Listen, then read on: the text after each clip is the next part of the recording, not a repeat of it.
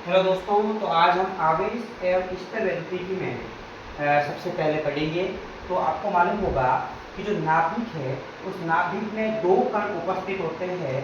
पहले कण का नाम होता है प्रोटॉन। पहला जो कण होता है उसका नाम है प्रोटॉन और दूसरा जो कण है उसका नाम होता है न्यूट्रॉन। तो हमारा जो नाभिक होता है उस नाभिक में दो कण उपस्थित होते हैं और जो इलेक्ट्रॉन होते हैं वो नाभिक की जितनी भी कक्षाएं होती है उन कक्षाओं में वो राउंड लगाते हैं। इलेक्ट्रॉन का जो काम होता है वो नाभिक की जो कक्षाएं होती है उन कक्षाओं में राउंड लगाने का काम होता है। जो इलेक्ट्रॉन होते हैं नाभिक की कक्षाएं जो होती है उसमें राउंड लगाने का काम करते हैं। इलेक्ट्रॉन जो होते हैं वो नाभिक की कक्षाओं में राउंड मतलब उनको उन कक्षाओं में घूमने का काम करते हैं। अगर हम प्रोटॉन और न्यूट्रॉन की बात की जाए, पहले नाभिक की अगर बात करें तो नाभिक जो होता है, नाभिक का जो भार होता है, नाभिक का जो भार होता है वो होता है 10 की पावर -15 मीटर। अगर आपको बोले कि नाभिक का भार कितना होता है तो वो होता है 10 की पावर -15 मीटर। अगर हम इसको सेंटीमीटर में लिखें तो सेंटीमीटर में इसका जो मान होता है वो होता है 10 की पावर 13 मीटर। अगर सेंटीमीटर में इसका मान पूछे तो सेंटीमीटर में इसका मान कितना होता है तो वो होता है 10 की पावर -13 मीटर। उसी प्रकार से अगर हम परमाणु की बात की जाए, परमाणु के अगर भार की बात करें तो परमाणु का जो भार होता है वो 10 की पावर -10 मीटर होता है। तो इसका मतलब ये हुआ कि परमाणु जो होता है वो नाभिक के मुकाबले बड़ा होता है।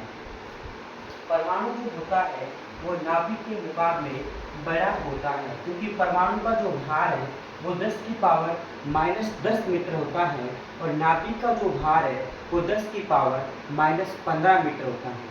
क्योंकि माइनस की संख्या जो छोटी होती है वो बड़ी होती है और जो बड़ी संख्या होती है वो छोटी संख्या होती है। और जो इलेक्ट्रॉन होते हैं ये क्या करते हैं, नाभिक के चारों ओर घूमने का काम करते हैं। तो अब हम आगे बात करें तो अगर बात की जाए प्रोटॉन और न्यूट्रॉन की, तो प्रोटॉन जो होता है, प्रोटॉन एक धन आवेशित कण होता है। धन आवेशित कण,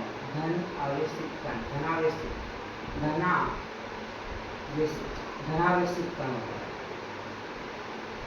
प्रोटॉन धनावेशित कण होता है क्योंकि इस पे प्लस चार्ज होता है। प्रोटॉन के अगर हम आवेश की बात की जाए, प्रोटॉन का आवेश कितना होता है, तो प्रोटॉन का जो आवेश है वो होता है आपका प्लस में होता है। प्रोटॉन का आवेश प्लस में होगा, +1.602 इंटू 10 की पावर -19 कूलाम। क्योंकि कूलाम जो होता है वो आवेश का मात्रक होता है। तो प्रोटॉन का जो आवेश होता है वो होता है +1.602 इंटू 10 की पावर -19 कूलाम। प्रोटॉन की अगर हम बात करें तो प्रोटॉन का नाम सबसे पहले, प्रोटॉन का जो नामकरण था वो प्रोटॉन का नामकरण है प्रोटॉन किसने किया था, तो उस वैज्ञानिक का नाम है गोल्डस्टीन। गोल्डस्टीन ने ही सबसे पहले इसको प्रोटॉन बोला था। लेकिन अगर हम बात करें प्रोटॉन से पहले तो धनावेशित जो कण है वो नाम किसने दिया था, तो धनावेशित जो कण है वो जो नाम है वो दिया था रदरफोर्ड ने, वो दिया था रदरफोर्ड ने। तो इसको धनावेशित कण सबसे पहले जो नाम दिया था वो दिया था रदरफोर्ड ने। और नाभिक की जो खोज है वो भी रदरफोर्ड ने ही की थी। नाभिक की खोज भी रदरफोर्ड ने ही की थी। अगर हम प्रोटॉन के भार की बात की जाए तो प्रोटॉन का भार कितना होता है, तो प्रोटॉन का जो भार होता है, प्रोटॉन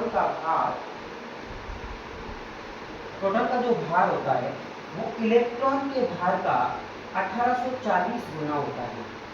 इलेक्ट्रॉन के भार का 1840 गुना होता है।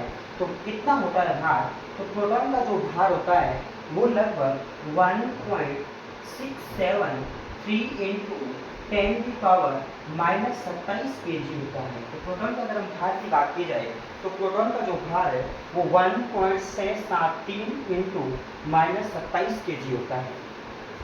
इसके अलावा प्रोटॉन की अगर हम बात करें तो जो भी एटॉमिक नंबर होता है, एटॉमिक नंबर को अपन प्रोटॉन की संख्या बोल सकते हैं। अगर किसी भी संख्या का जो एटॉमिक नंबर है, जैसे हाइड्रोजन का एटॉमिक नंबर 1 होता है, हीलियम का एटॉमिक नंबर 2 होता है, लिथियम का एटॉमिक नंबर 3 होता है, उसी प्रकार से बेरिलियम का 4 होता है, बोरॉन का 5 एटॉमिक नंबर होता है।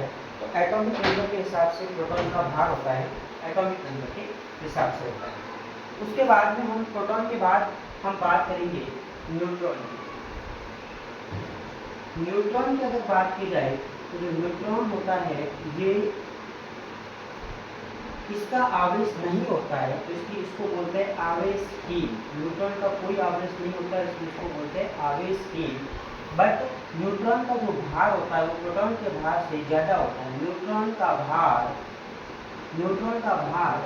1.676 इंटू 10 की पावर -27 kg होता है। तो न्यूट्रॉन का जो भार होता है वो प्रोटॉन के भार से थोड़ा सा ज़्यादा होता है। अगर न्यूट्रॉन की बात की जाए तो न्यूट्रॉन की जो खोज है, न्यूट्रॉन की सबसे पहले खोज किसने की थी? तो न्यूट्रॉन की खोज सबसे पहले जेम्स सैडविक ने की थी।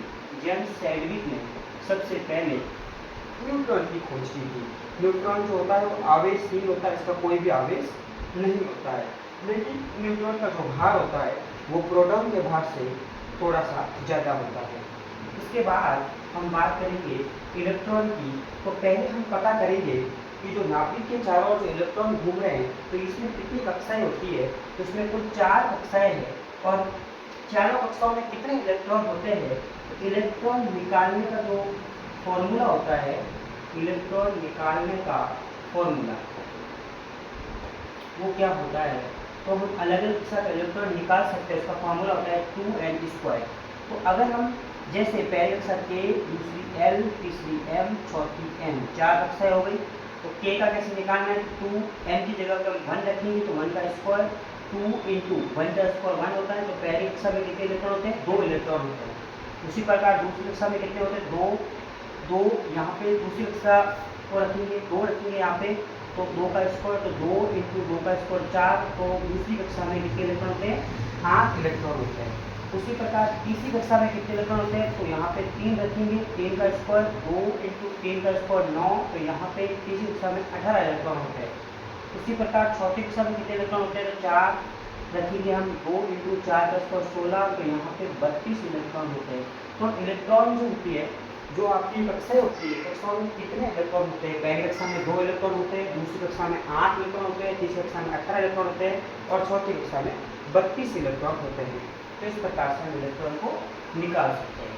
इसी प्रकार से इलेक्ट्रॉन की अगर खोज की बात की जाए, इलेक्ट्रॉन की खोज किसने की थी?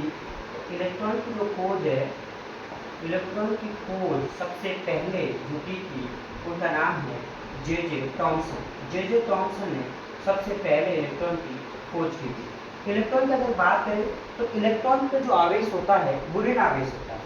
इलेक्ट्रॉन का आवेश, इलेक्ट्रॉन में जो आवेश होता है, इलेक्ट्रॉन का आवेश जो होता है वो ऋण आवेशित होता है।